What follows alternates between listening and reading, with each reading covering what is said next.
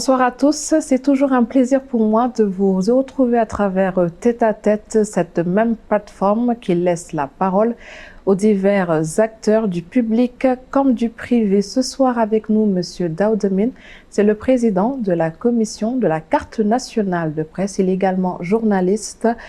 Il a fait à peu près plus de 15 ans dans la presse écrite, en passant aussi par la presse en ligne. Aujourd'hui, son visage vous est familier dans l'émission, en tout cas dans sa rubrique Djangat. Nous allons ensemble parler des réformes, régulations et de l'avenir de la presse. Daouda Mine, merci d'avoir accepté mon invitation dans Tête à Tête. Bonsoir Penda, merci de l'invitation. Heureux de me retrouver ici encore une fois à la TV. Ce n'est pas la première fois que je viens ici. Donc, vous remercier pour votre invitation en espérant que tout ce qu'on dira va servir tout simplement à votre public. Merci Daouda Mine. Le nouveau code de la presse sénégalaise, déjà initié vers les années 2010, adopté en 2017. Après plusieurs années de concertation, est-ce qu'on peut dire aujourd'hui qu'il est caduc? Le code de la presse est caduc dans certaines de ses dispositions. Effectivement, les concertations ont démarré en 2008. En 2010, on a proposé une mouture au gouvernement de l'époque. À l'époque, cette mouture-là était rangée dans les tiroirs pendant 10 ans, du fait que le gouvernement n'était pas d'accord sur la proposition de dépénalisation des délits de presse, notamment la diffamation et la diffusion de fausses nouvelles. Ce n'est qu'en 2017 que l'Assemblée nationale a pu voter cette loi-là, qui est devenue la loi 2017-27 portant code de la presse. De 2010 à 2017, donc, la mouture qui était proposée par les prochains était dans les tiroirs. Donc pendant 7 ans, ça n'a pas été voté. Certaines de ces dispositions ont évolué, forcément. Aujourd'hui, nous avons un code de la presse qui date de 2017. Il y a, disons, un régulateur qui devait remplacer le CNRA, parce que le régulateur, l'organe de régulation qui est prévu par le code de la presse, devait prendre en charge l'ensemble de la presse dans son entièreté, que ce soit la presse écrite, la presse en ligne, la presse audiovisuelle. Or, le CNRA actuel, le régulateur actuel, ne gère que l'audiovisuel, les radios et les télévisions. Ce qui fait qu'aujourd'hui, nous devons forcément avoir un régulateur qui va se charger de réguler la presse en ligne, de réguler la presse écrite et de réguler également la presse audiovisuelle. Aujourd'hui également, sur le numérique, il y a énormément de choses qui ont évolué, il y a énormément de choses qui ont changé et qui n'ont pas pris en compte par notre code de la presse. Parce que quand vous prenez le code de la presse, on a fait une typologie des entreprises de presse, et c'est les entreprises de presse en ligne, c'est des entreprises de presse écrite, c'est des entreprises de presse audiovisuelle avec les radios et les télévisions. Et au niveau des radios, nous avons les radios commerciales, mais également les radios communautaires. Donc tout cela sont des dispositions qui ont un peu évolué. Il faut qu'on revoie ces textes-là, qu'on purge les dispositions qui sont obsolètes, mais qu'on prenne en charge également les phénomènes nouveaux qu'il faut forcément intégrer.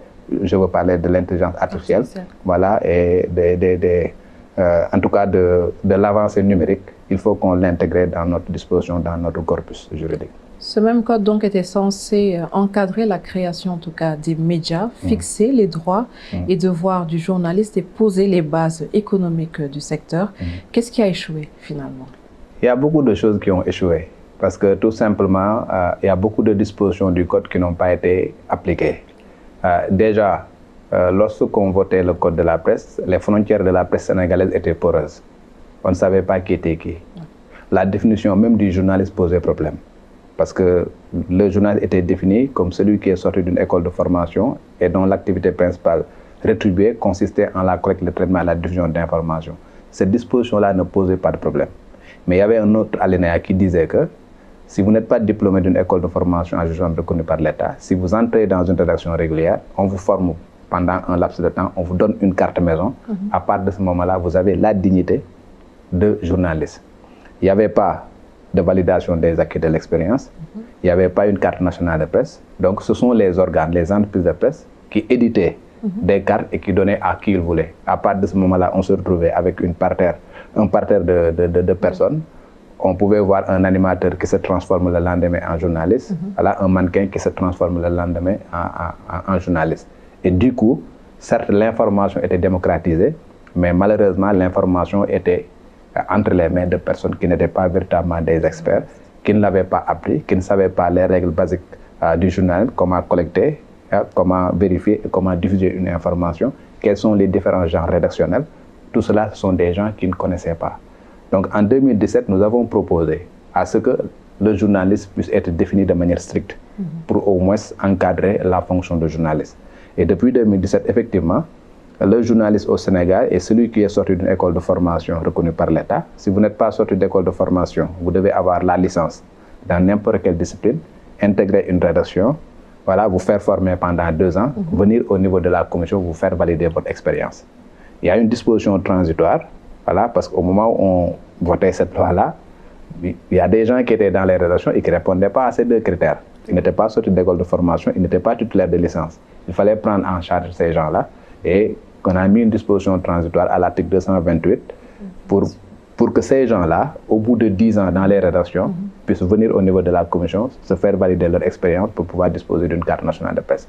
Ce qui fait qu'au moment où je vous parle, est considéré comme journaliste au Sénégal celui qui est sorti d'une école de formation en journalisme, celui qui a la licence ou bien celui qui a capitalisé 10 ans d'expérience, qui passe par la commission de validation des acquis de l'expérience, se faire valider son expérience et dispose d'une carte nationale de presse. C'est ce qui lui permettra véritablement de collecter des informations et de faire le travail quand même qui est demandé aux journalistes.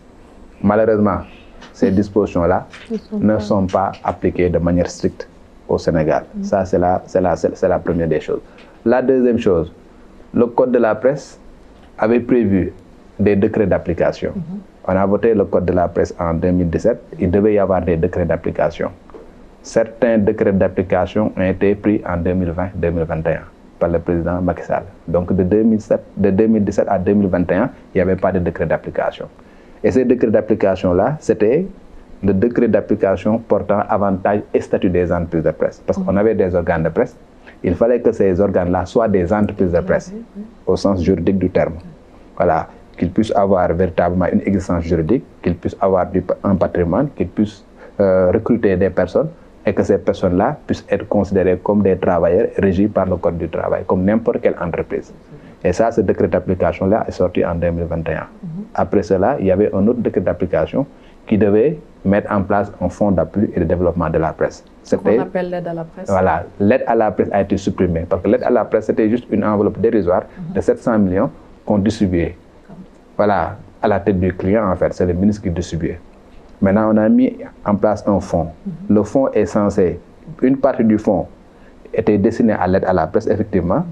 Voilà, distribuer de l'argent aux entreprises de presse suivant des critères qui ont été prédéfinis. Mais une partie également devait servir à la formation continue, parce qu'on peut avoir une formation initiale à partir de nos écoles respectives, mais il faut quand même continuer la formation. Donc, une partie du fonds devait servir à former les journalistes qui sont dans les rédactions. Mais une partie du fonds également devait servir à aider véritablement les entreprises de presse. Quelqu'un qui avait un projet, voilà, avait la possibilité, une entreprise de presse qui avait un projet, avait la possibilité de venir au niveau du fonds, demander une somme d'argent, on devait lui donner cet argent-là, moyennant, disons, un remboursement allégé, bon, à hauteur de 2% peut-être, là où, au niveau des banques, voilà, ce serait peut-être des intérêts de 7, 8, voire 9%.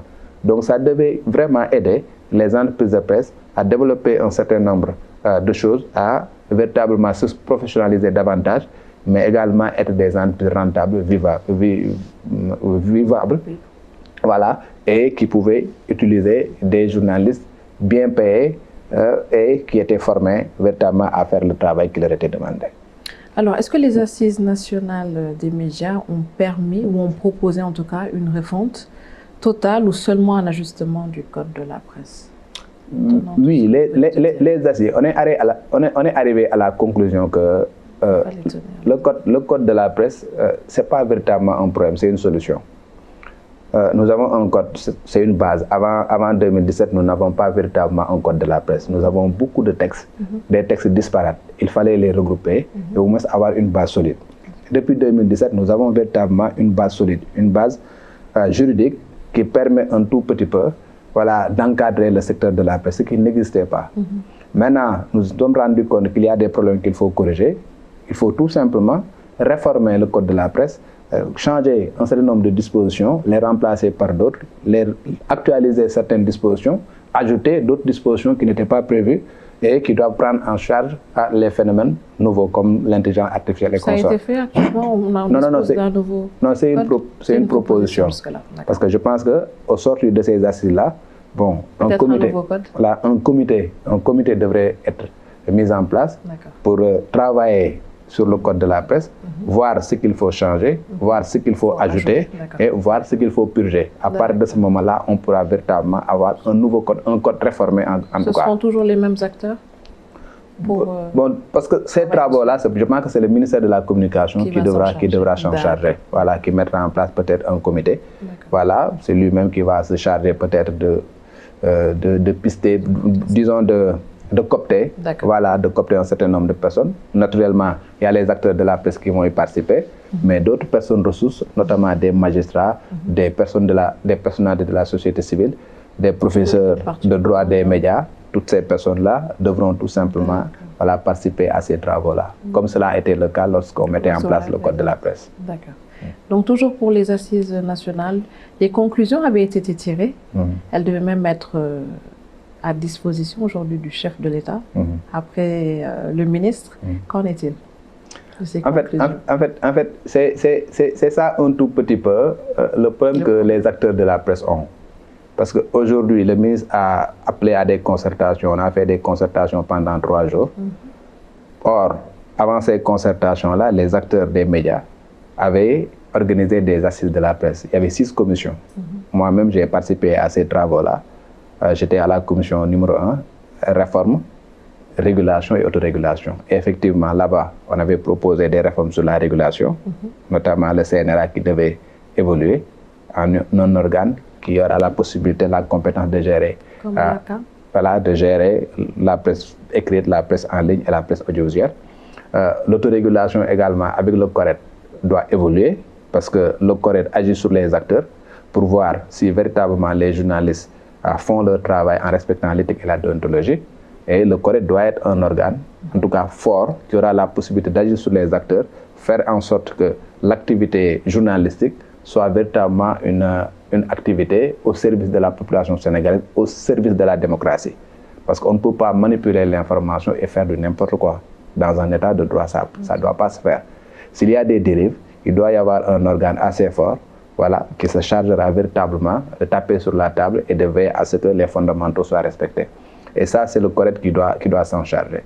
Or, le CORED n'a pas véritablement les moyens. Il n'a ni les moyens humains, ni les moyens financiers pour pouvoir véritablement faire ce travail-là. On avait demandé à ce que ce CORED-là soit renforcé.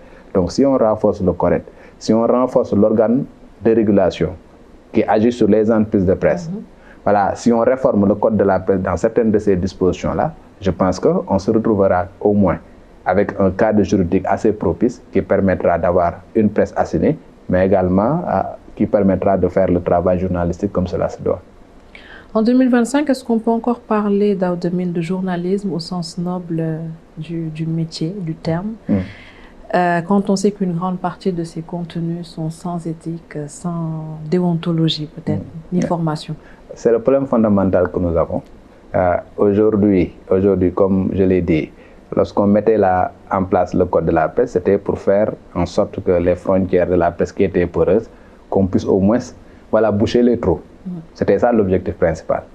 Aujourd'hui, on s'est rendu compte que ça n'a pas été le cas. On n'a pas véritablement bouché les trous parce que tout simplement, les dispositions du code de la presse en ce qui concerne la définition du journaliste ne sont pas respectées.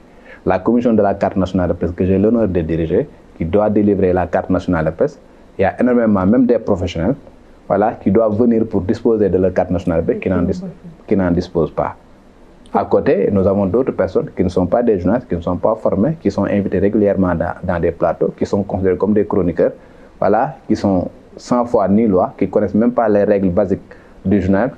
Qu'est-ce que c'est que l'éthique journalistique, ils ne savent pas. C'est quoi les droits et les devoirs des journalistes, ils ne savent pas. Quelles sont les limites d'ordre déontologique et les limites d'ordre légal en ce qui concerne l'information, ils ne savent pas. Et ce sont ces gens-là qui sont dans les télévisions. À côté des télévisions classiques, des radios, nous avons également voilà, les sites web, la presse en ligne. qui n'a pas un organe qui le régule. C'est ça que je disais tout à l'heure. On n'a pas un organe qui régule la presse en ligne. Or, aujourd'hui, au Sénégal... Cet organe doit être créé, doit être créé. Cet organe-là doit être créé. Aujourd'hui, les entreprises de presse en ligne sont plus nombreuses que les entreprises de presse audiovisuelle et les entreprises de presse écrite. Vous prenez les radios au Sénégal et les télévisions, de même que les journaux qui sortent tous les jours, même les magazines, les hebdos, les mensuels, les bimensuels, tout ça ne font pas ça. Or, aujourd'hui, si vous allez au niveau de la presse en ligne, vous avez minimum 300 sites Internet. Et tu n'as aucun organe pour réguler tout ça. C'est une aberration, c'est un problème. Aujourd'hui, toutes les dérives de la presse, d'une manière générale, c'est au niveau de la presse en ligne. Ce n'est pas au niveau des télévisions. Tu sais, les télévisions classiques respectent l'éthique et la déontologie. Les télévisions essayent, un temps soit peu, de trouver un personnel de qualité. Que ce soit au niveau des techniciens, que ce soit au niveau des journalistes qui sont sur les plateaux. Parce que c'est des gens qui font des plateaux, là, qui font le nécessaire en faisant une bonne collecte, en invitant des professionnels, en tout cas des invités de qualité, en veillant au moins à l'éthique et à la déontologie journalistique. Au niveau des télévisions et des radios, il n'y a pas véritablement de grandes dérives. Il peut y avoir par moment des dérives, parce que peut-être une télévision a un patron qui a peut-être des ambitions politiques. Voilà, ça peut arriver, mais très souvent, on se rend compte que les télévisions et les radios respectent un tant soit peu l'éthique et la déontologie. Le problème fondamental se situe au niveau des sites Internet. Le problème fondamental se situe également au niveau des chaînes YouTube, des réseaux sociaux et des chaînes YouTube. Et c'est là qu'on a eu ce besoin d'assainir en fait le milieu, de savoir qui est qui fait quoi, quels sont les contenus, quels sont les nouveaux chroniqueurs, si je peux les appeler comme ça. Et suite à ça, malgré tout ça, enfin, le ministère a quand même tenté, ne serait-ce que de lister aujourd'hui qui sont les médias en règle ou reconnus par l'État. Et malgré ça, on a toujours l'impression que le problème n'est pas réglé. Le problème n'est pas réglé. Il est même loin d'être réglé. Non, le problème n'est pas réglé parce que tout simplement, tout le monde ne joue pas le jeu. D'accord. Penda, c'est une responsabilité qui est partagée. Il faut oser le dire. Quand nous avons un problème, quand nous listons un certain nombre de manquements, on se rend compte que la faute n'incombe pas entièrement à l'État. D'une part, la faute incombe au patron de presse, parce que Label TV, n'importe qui ne peut pas venir ici participer à un plateau. Il faut que cette personne soit invitée, il faut qu'on lui ouvre les portes, qu'on le guide, qu'on le mette sur le plateau, qu'on lui pose un micro, et qu'on le mette devant l'écran pour que cette personne-là puisse parler. Si moi je suis là en train de parler, c'est la faute aux responsables de Label TV qui m'ont permis d'être là devant la télévision pour parler. Donc la faute incombe principalement au patron de presse. Quand on prend n'importe qui, pour le mettre devant une télévision, pour deviner des insanités ou bien dire du n'importe quoi, la faute incombe principalement aux patrons de presse. Donc, principalement, les patrons de presse qui doivent avoir un personnel de qualité, qui doivent payer des salaires décents, qui doivent tout faire pour ne pas précariser véritablement leur personnel. Ça, c'est du côté des patrons de presse. Nous, acteurs des médias, nous avons une part de responsabilité. Ce n'est pas à mon patron de me demander d'aller lire les dispositions du code de la presse, de voir véritablement ce que c'est qu'un journaliste, comment obtenir une carte nationale de presse, qu'est-ce que l'éthique et la déontologie, quels sont les droits et les devoirs d'un journaliste, quelles sont les limites à ne pas franchir, les limites d'ordre déontologique et les limites d'ordre légal. Ce n'est pas à mon patron de m'enseigner ça. C'est à moi, acteur de la presse, qui doit m'approprier ces choses-là, connaître mon métier pour être un bon journaliste. À côté, nous avons un État qui est là, qui doit encadrer. Parce que la presse, dans son entièreté, que ce soit la presse publique comme la presse privée, poursuit une mission de service public. À partir du moment où nous poursuivons une mission de service public, l'État doit être là pour encadrer tout, voir si les dispositions de la loi ont été respectées. Parce que si je ne respecte pas les dispositions de la loi, il revient à l'État de me remettre, sur les rails. Et s'il faut me sanctionner, qu'on me sanctionne. Si on vote des dispositions de la loi, on doit les appliquer. Qui doit se charger de l'application, c'est l'État qui doit le faire. S'il y a des gens, des Sénégalais ou bien même des étrangers vivant parmi nous qui ont mis de l'argent pour investir dans un secteur, il doit y avoir un accompagnement de l'État. Parce qu'encore une fois, ces gens-là ont pris leur argent, ont investi quelque part et quand même poursuivent une mission de service public. Participent à l'éveil des consciences et participent à la démocratie. Parce que de par une presse forte, on peut mesurer le degré de démocratie d'un pays. À partir de ce moment-là, l'État doit mettre en place un cadre approprié, un cadre économique approprié pour que ces personnes-là qui ont investi leur argent puissent y trouver leur compte, puissent payer des salaires décents et puissent véritablement participer à l'éveil des consciences. Donc, c'est une responsabilité partagée. Chacun doit avoir ce qu'il a comme manquement et essayer de le corriger et le tout, voilà, avec l'encadrement de l'État quand même. Et à partir de ce moment-là, on aura une presse assainie. Et pour ceux qui ne cochent pas toutes ces cases-là, quelles seront les conséquences? Pour moi, si ce n'est aller saisir par exemple la justice pour contrer la décision de la tutelle, quelle autre conséquence, quelle autre sanction pourrait-on... Non, en fait, si vous n'êtes pas d'accord, en fait, tout simplement avec les décisions... Les décisions du ministère. Du ministère, oui. Oui, bon, si vous n'êtes pas d'accord avec les décisions du ministère, tout ce que vous pouvez faire, c'est aller au niveau de la justice. Parce que le ministre, il prend une décision. Oui. C'est un acte administratif. Oui. L'acte administratif peut être véritablement attaqué devant la chambre administrative de la Cour suprême. Il n'y a que cette voie de recours-là que vous avez. Maintenant, le ministre également doit veiller, lorsqu'il prend un acte, de faire en sorte que son acte quand même ne soit pas entaché d'illégalité. Voir véritablement si réellement on a la possibilité en amont d'entamer des discussions, voilà, de faire plier les gens, de les faire adhérer à un certain nombre de choses en se disant que nous tous, nous voulons un environnement assaini. Nous voulons une presse assainie, une presse libre. Appeler les acteurs, discuter. Voilà, la cravache doit venir en dernier lieu. Voilà, c'est la carotte et la cravache et le bâton. Vous venez dans un premier temps, vous appelez les gens à des concertations. Nous tous, nous avons fait ce même diagnostic-là. Le diagnostic-là que je viens de faire. Vous étiez aux assises, vous vous êtes rendu compte que toutes les commissions ont fait le même diagnostic. Que les journalistes, les députés, les membres de la société civile, les communicateurs traditionnels, les professeurs d'université, tout le monde a fait le même diagnostic. Mais si on fait un diagnostic, c'est après trouver des solutions. Et ces solutions-là, c'est des recommandations qui ont été faites. Et ces recommandations-là, on doit véritablement les examiner, les dérouler pour arriver véritablement à une presse assainie au bénéfice de la population sénégalaise. La carte de presse, la carte nationale de presse, est-ce qu'elle peut encore servir de filtre si le cadre légal est obsolète? Parce que les jeunes journalistes affirment que la carte ne nourrit pas son homme, pour reprendre le terme. Et que, est-ce que la Commission aussi, elle a les moyens aujourd'hui de défendre la dignité économique même du métier? Aujourd'hui, si véritablement les dispositions de la loi sont appliquées, la Commission de la carte nationale de presse délivre une carte nationale de presse uniquement aux techniciens des médias. Quand on dit techniciens des médias, on ne parle pas des techniciens de Nguente et consorts. Quand on parle des techniciens des médias, ce sont les techniciens qui travaillent dans des entreprises de presse reconnues par l'État et qui sont prévus par la Convention collective des journalistes et techniciens des médias. Ces gens-là ont droit à la carte nationale de presse parce qu'ils descendent sur le terrain, que ce soit les caméramans, les preneurs de son, tout cela, ils ont droit à la carte nationale de presse. Quand vous prenez les journalistes également, il y a trois catégories de personnes à qui nous pouvons délivrer une carte nationale de presse. Vous êtes sorti d'école de formation en journalisme reconnue par l'État. Vous avez une licence plus de 2 ans d'expérience, vous intégrez une rédaction, on vous forme pendant 2 ans, vous venez au niveau de la commission qui se transforme en commission de validation des acquis de l'expérience. Vous n'avez pas tout ça, vous avez capitalisé 10 ans dans une rédaction, vous venez, on vous valide votre expérience.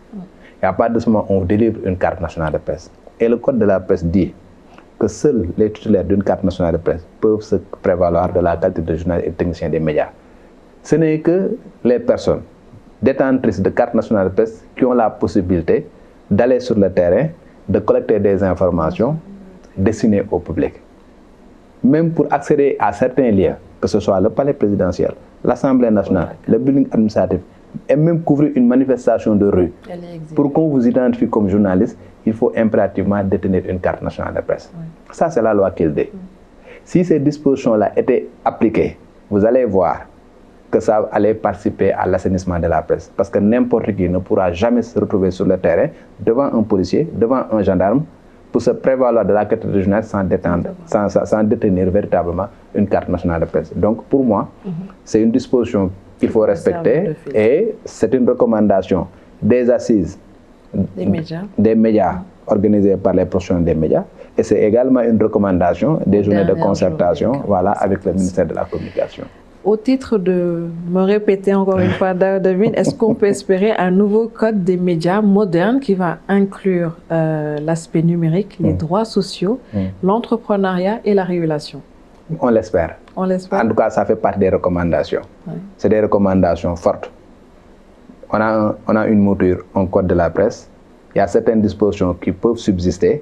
Il y a d'autres qui doivent être enlevées du code de la presse. Et il y a d'autres qui doivent être insérés dans le code de la presse, notamment des dispositions sur le numérique, notamment des dispositions sur l'intelligence artificielle, notamment sur l'économie numérique. On parle d'économie numérique, mais aujourd'hui, quand vous prenez même notre code de la presse, on ne prévoit que la publicité classique.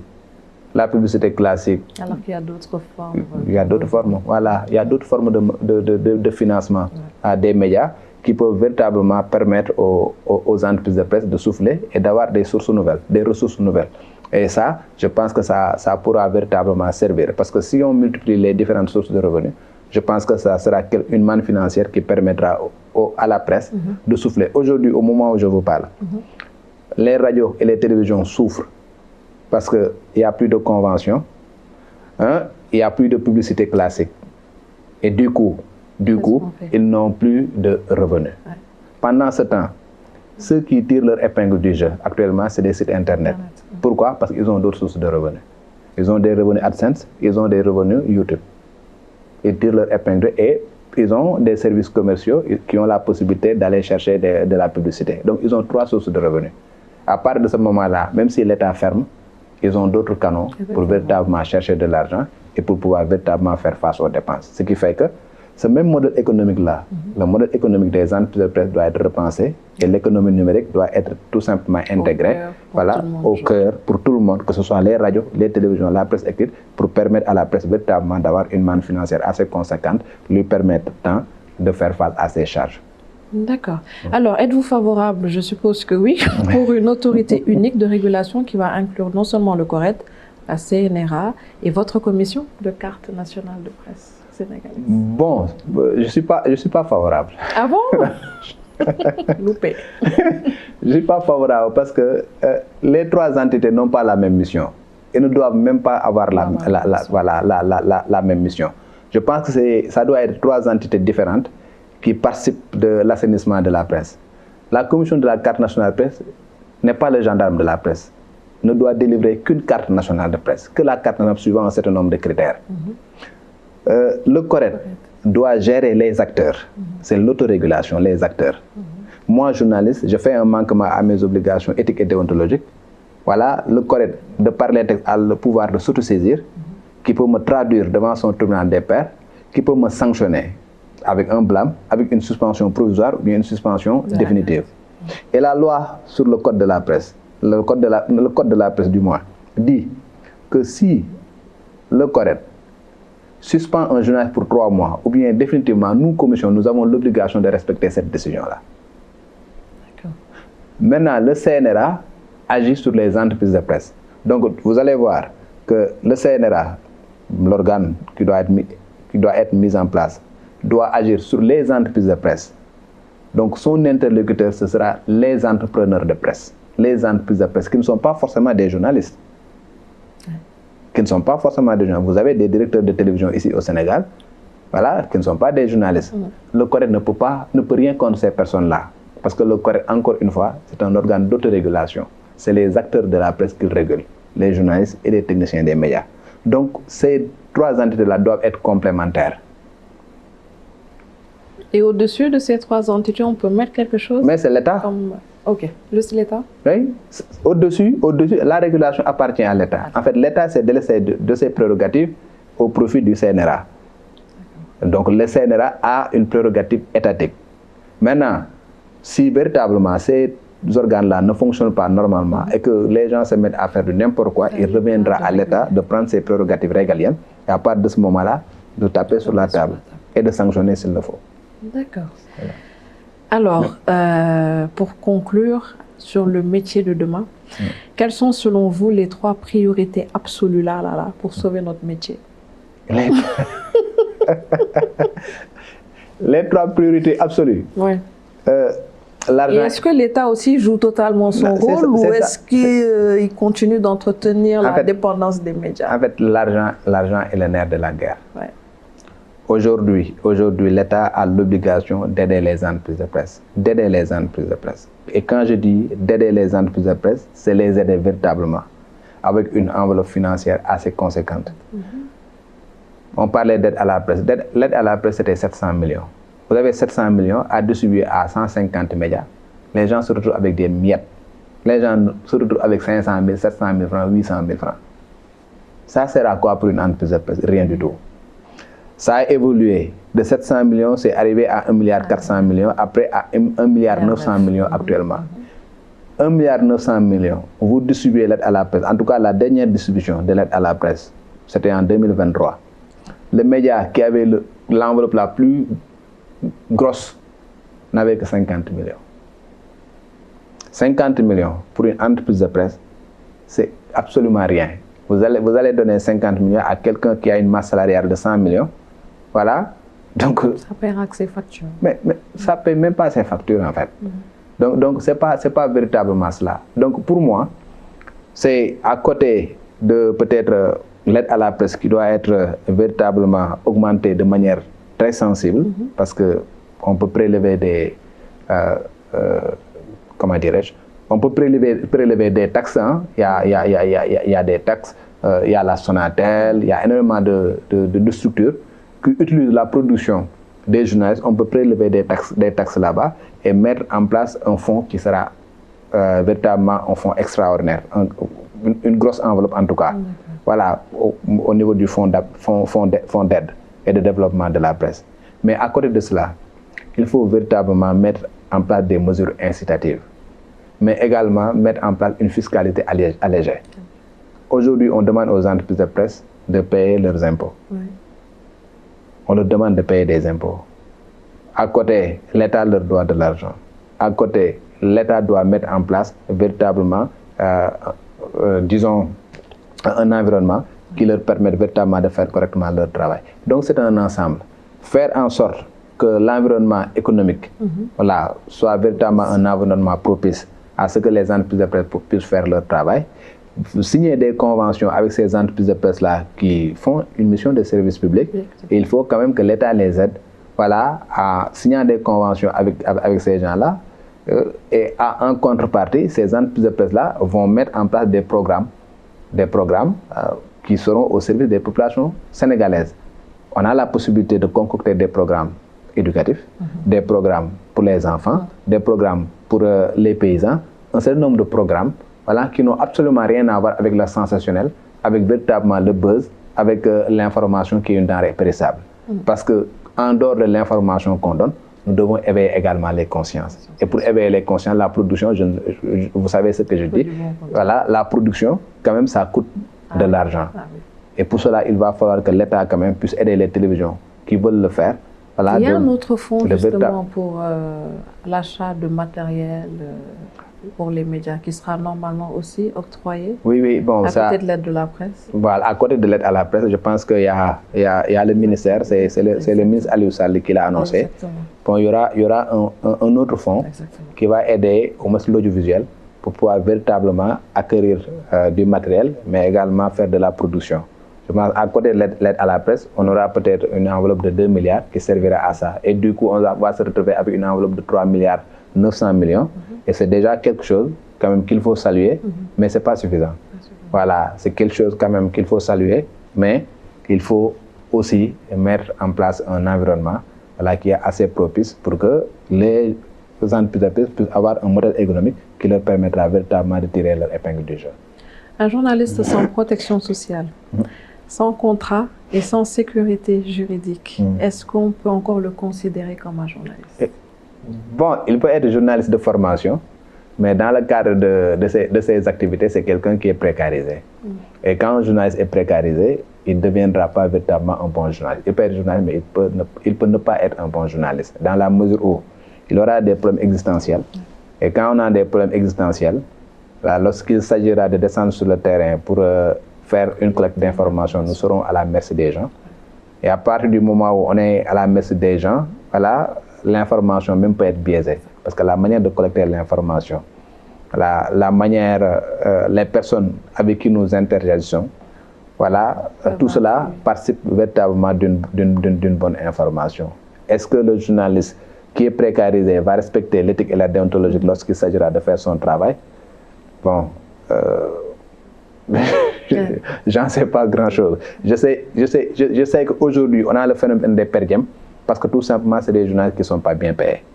Si un journaliste est bien payé, bien traité dans son entreprise de presse, il ne va pas rester à la fin d'une couverture médiatique, rester pour attendre 5 000 francs ou 10 000 francs, et qu'une personne qui a eu à organiser une manifestation puisse l'appeler pour lui dire que vous avez pris 10 000 francs, mais je n'ai pas encore vu mon papier. Vous voyez ce que ça fait. Donc, juste pour dire que si véritablement nous n'avons pas des journalistes qui sont bien formés, des journalistes qui sont bien payés, des journalistes qui sont bien traités, on ne peut pas s'attendre à avoir véritablement une information crédible au bénéfice de la population sénégalaise. Que pensez-vous de la Convention des jeunes reporters du Sénégal? La Convention des jeunes reporters, moi je suis un membre fondateur de la Convention des jeunes reporters. Je pense qu'ils sont en train de faire un travail extraordinaire. Bon, on a fêté les 21 ans cette année, parce que c'est une convention qui a été mise en place en 2004. Je me rappelle très bien. L'Assemblée générale constituée, c'était à la piscine olympique. Et Aliou Sow, alors ministre de la Jeunesse, c'est lui qui avait véritablement présidé cette rencontre-là. À l'époque, on s'était rendu compte que les jeunes reporters n'étaient pas pris en compte dans beaucoup de décisions qui étaient prises. Le même phénomène qu'on dénonçait il y a 21 ans revient aujourd'hui. À l'époque, on avait le SYNPICS, voilà, qui était le syndicat qui prenait pas en charge les préoccupations de 80% de ceux qui étaient dans les rédactions. Aujourd'hui, dans les rédactions, on a plus de 80% de jeunes, voilà, qui font véritablement l'information. La Convention des jeunes reporters avait fait en sorte de participer à l'éveil des consciences, mais de participer surtout à la formation initiale et la formation continue. Parce qu'à l'époque, il y a énormément de jeunes qui étaient dans les rédactions, qui n'étaient pas sortis d'école de formation, parce que je rappelle qu'à l'époque, on avait un autre code. On n'était pas encore en 2017, on était en 2004. Il n'y avait pas le nouveau code de la presse. Il y avait énormément de gens qui étaient dans les rédactions, qui n'étaient pas sortis d'école de formation, voilà, et qui étaient là à collecter et à diffuser des informations. La Convention des jeunes reporters était venue pour négocier des conventions avec les REC, avec ISIC, avec les CISTI, et pour que ces gens-là puissent être formés. Après, il y a le fonds, il y a l'aide à la presse qui est venue et qui nous a donné 2% de l'aide à la presse et qui avait permis à donner des bourses aux jeunes reporters. Aujourd'hui, la Convention des jeunes reporters a réussi à former énormément de journalistes au Sénégal, fait également des écoles de la Convention pour au moins des thématiques qui vont regrouper des acteurs pour discuter d'une thématique de données, mais également fait des formations à l'intérieur du pays avec certaines organisations, que ce soit, bon, je ne vais pas faire de la publicité, voilà, il y a beaucoup d'ONG qui aident la Convention à faire véritablement des formations à l'intérieur du pays. Parce que la Convention a réussi à mailler le territoire. On a 5 secteurs là au niveau du Sénégal, la zone nord, la zone est, la zone ouest, la zone centre. Et à partir de ce moment, il y a énormément de formations qui sont en train d'être faites. Moi-même, je suis parti avec eux, voilà, comme personne de ressources pour vulgariser les dispositions du Code de la presse. Voilà, on a également fait une autre tournée sur la loi d'accès à l'information avec les jeunes reporters et les correspondants régionaux. Donc la Convention fait un travail colossal sur le terrain et je pense que les autres organisations gagneraient également à faire exactement comme ce que la Convention est en train de faire. La loi d'accès à l'information, Daouda Mine, on en parle?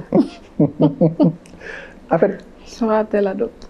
Pour moi, la loi d'accès à l'information, au moment où on parle de loi pour protéger les lanceurs d'alerte, on ne peut pas comprendre au Sénégal qu'on ait un projet de loi dont tout le monde s'est inspiré. Voilà, dont tout le monde s'est inspiré. Un projet de loi portant loi d'accès à l'information qui est dans les tiroirs depuis Mathusalem et qui n'est pas encore voté.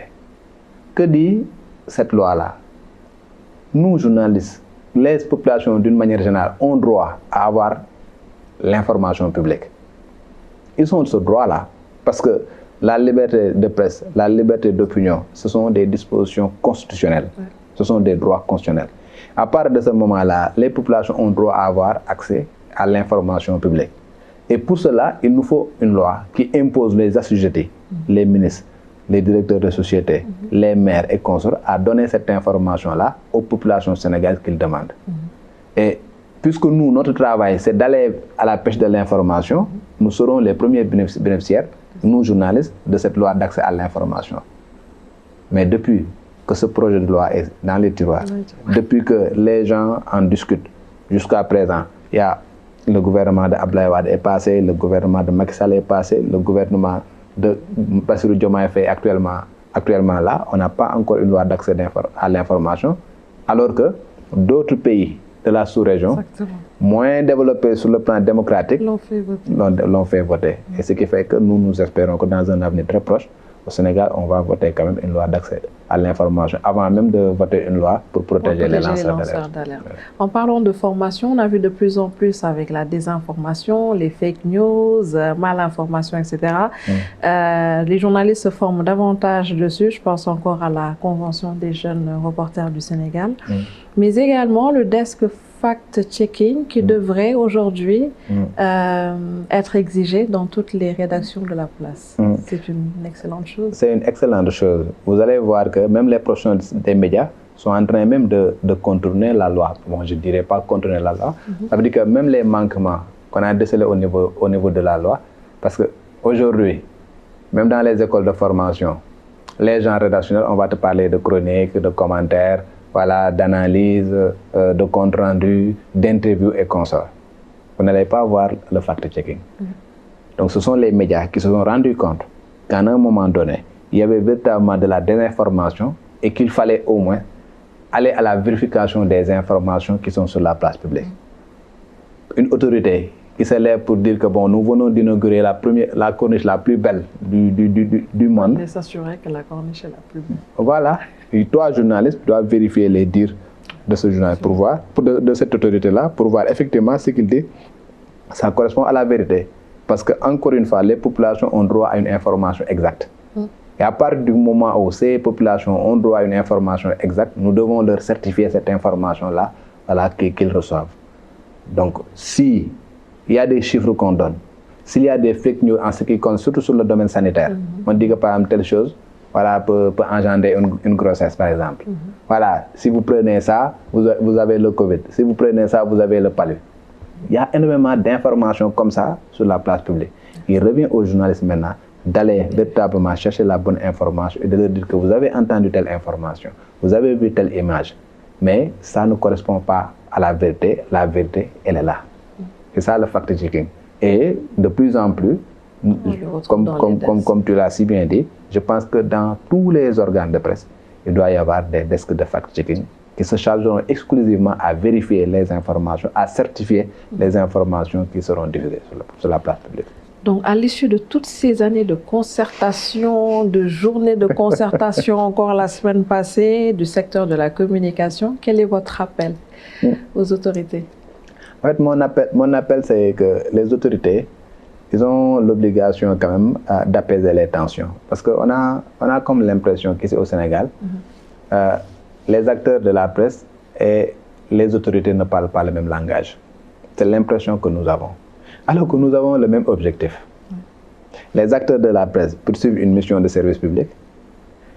L'État, garant de l'ordre public, a l'obligation de faire en sorte que les populations puissent avoir une information de qualité. Donc, nous, tous les deux poursuivent une mission de service public. Maintenant, s'il y a des divergences, il revient à l'autorité, comme on dit en Wolof, voilà, le patriarche, voilà, d'appeler les gens autour d'une table, de discuter, d'écouter les gens, comme cela s'est fait. Vous avez entendu la fois dernière, il y a certains qui ont dit des choses, voilà, avec leur manière de le dire, mais au moins vous écoutez les gens. Voilà, ils vont vous exposer un certain nombre de choses. Vous allez lisser les problèmes, vous allez lister les recommandations et à partir de ce moment-là, vous allez chercher des solutions ensemble. Et je dis bien chercher des solutions ensemble.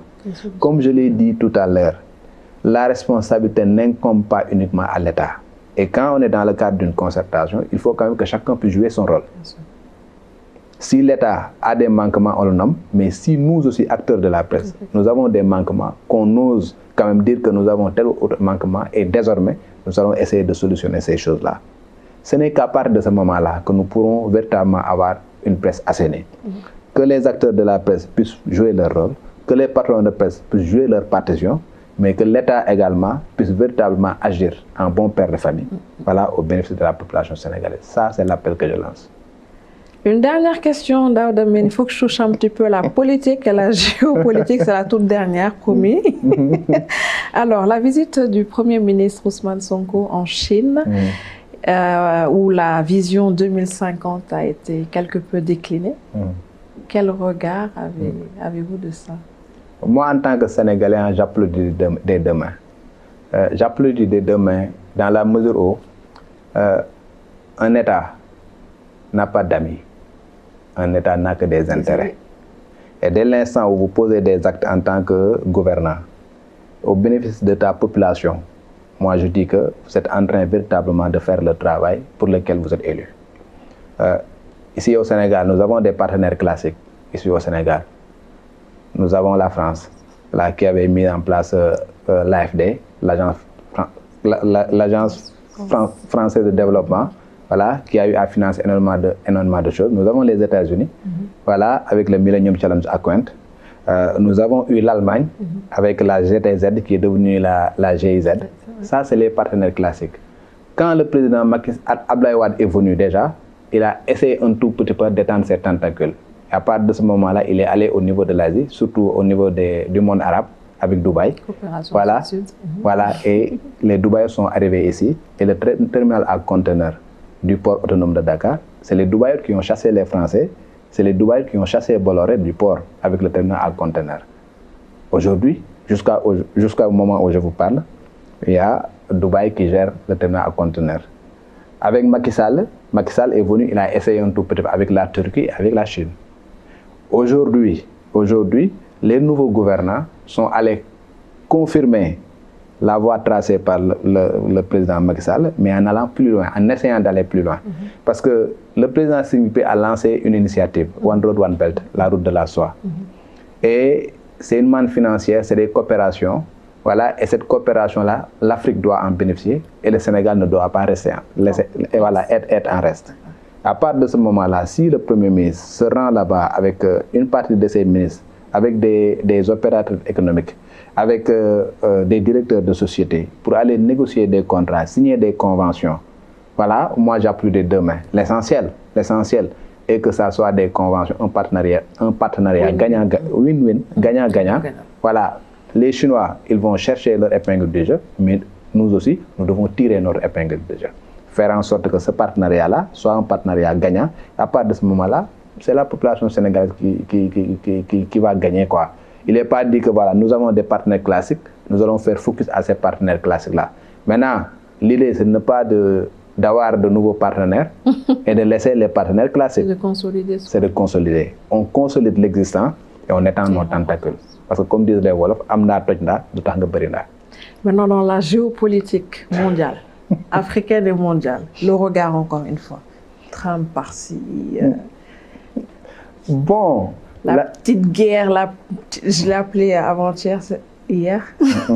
C'est la plus petite guerre à laquelle on a eu à assister dans le monde, Iran et États-Unis. Iran-Israël. Ouais. En fait, moi je trouve, à mon humble avis, que Israël, on l'a laissé trop faire en fait. Parce que quand des puissances mondiales sont derrière Israël se permet de faire un certain nombre de choses, d'agresser impunément. Et qu'au niveau même des Nations Unies, la plupart c'est des condamnations qui ne sont pas suivies d'effet. Et Israël qui est en train de faire même un génocide, parce que si un autre pays l'avait fait, ces dirigeants-là seraient traduits devant la Cour pénale internationale. Ça c'est connu. Donc quand on agresse, il faut s'attendre à une réponse. Et c'est ce qui est arrivé. Voilà, l'Iran Non, Israël a agressé l'Iran et l'Iran a riposté. Et aujourd'hui, voilà, lorsque Israël a été amoché un tout petit peu, on s'est rendu compte que les géants se sont levés pour demander un cessez-le-feu. Si réellement Israël avait véritablement les cartes en main, on n'aurait pas entendu de cessez-le-feu. Donc ce qui fait que pour moi, franchement, il va falloir qu'on pacifie les relations à travers le monde, je veux dire. Il n'y a pas de petits et de grands États. Les États se valent. On a un concept de droit qui s'appelle la souveraineté. Tous les États ont une souveraineté. À partir de ce moment-là, moi je me respecte, je respecte mes populations et je respecte également autrui. Je respecte un autre État, je respecte également les populations qui vivent dans cet État-là. Cette même souveraineté se traduit aujourd'hui dans le continent africain aussi. On le voit de plus en plus chez les voisins. Oui, c'est pourquoi, oui, aujourd'hui vous entendez même le terme souverainisme. Exactement. Vous l'entendez parce que la souveraineté, c'est un des attributs d'un État. Les étudiants de première année à la fac de droit, ils l'apprennent, la souveraineté d'un État. La souveraineté, c'est un concept qui veut montrer qu'un État est libre de faire ses choix, de choisir ses partenaires, de voter ses lois et de les exécuter à sa guise, en respectant bien sûr le droit international. Parce que nous sommes dans un monde interconnecté, dans un village planétaire, ce qui fait que ce que tu fais au Sénégal peut impacter ce qui se passe. Aujourd'hui, la guerre en Ukraine, la guerre en Ukraine nous a impacté. La guerre Israël-Iran peut nous impacter parce que quand le baril du pétrole augmente, voilà, le panier de la ménagère sénégalaise voilà. Donc, ce qui fait que nous sommes dans un monde interconnecté. On vote nos lois, voilà, on agit véritablement sur cela, mais on doit veiller à respecter les équilibres mondiaux, voilà, pour éviter quand même qu'on se retrouve avec des déséquilibres qui vont impacter tout le monde. Daouda Mine, merci. Merci infiniment. C'est moi qui vous remercie, Penda. Merci à vous qui nous avez suivis. Je vous donne rendez-vous prochainement pour un autre tête-à-tête et un autre invité. À très vite.